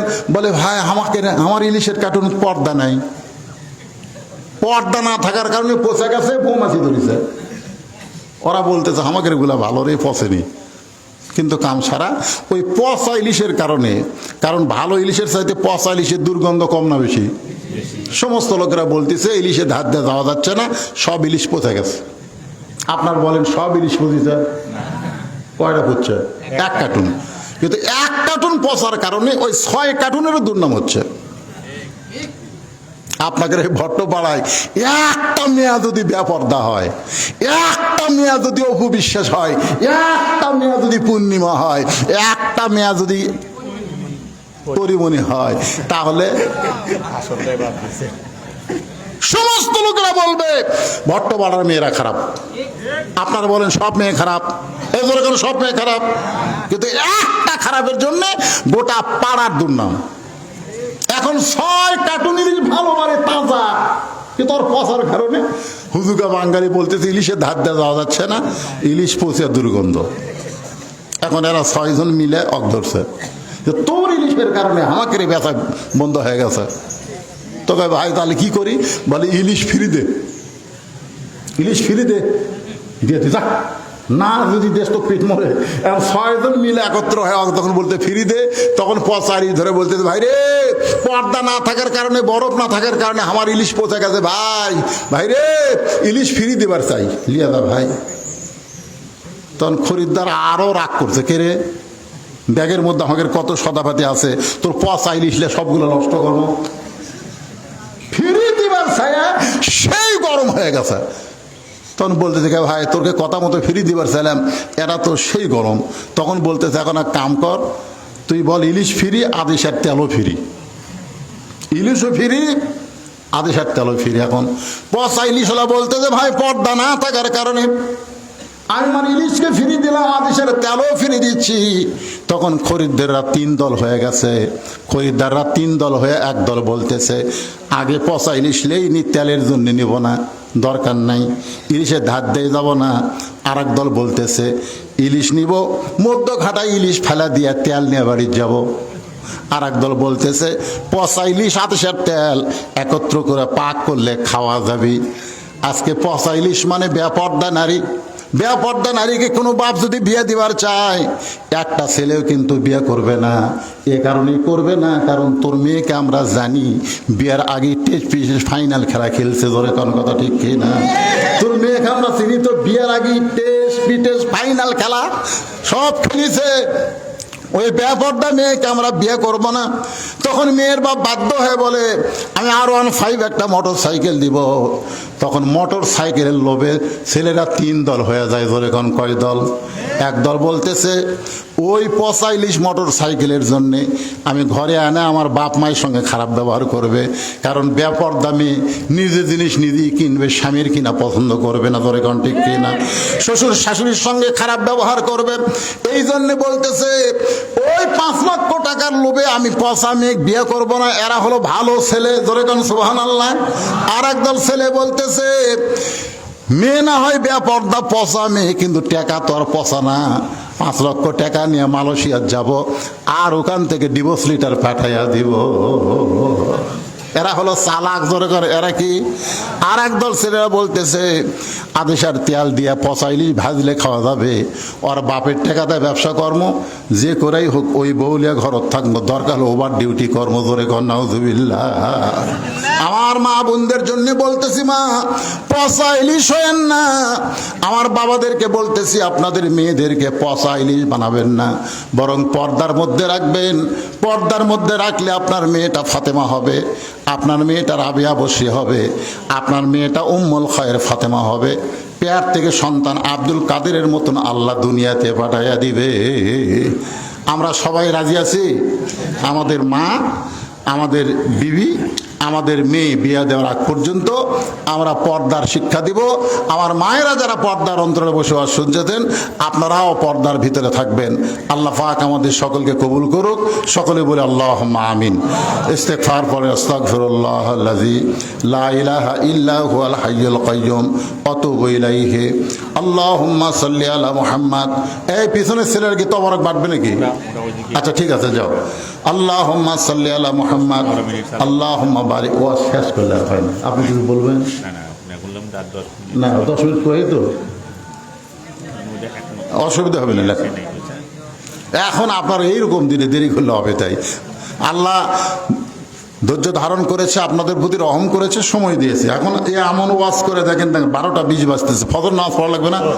যে নামাজের উপরে এত ওয়াজ হলো, এখন ওয়াজ শুনবার যে সে নামাজ যদি নষ্ট হয়ে যায় বিশাল ক্ষতি হয়ে যাবে। এই জন্যে উনি তো হ্যাঁ ইয়ে হচ্ছে না, রাজি হচ্ছে না, বুঝা গেছে? হ্যাঁ, সকলে ইস্তেগফার পড়ে আস্তাগফিরুল্লাহাল্লাযী লা ইলাহা ইল্লা হুয়াল হাইয়ুল কাইয়্যুম ওয়া আতুবু ইলাইহি। আল্লাহুম্মা সাল্লি আলা মুহাম্মাদ। আল্লাহুম্মা বারিক আলা মুহাম্মাদ। যারা তাবারক পাকাচ্ছেন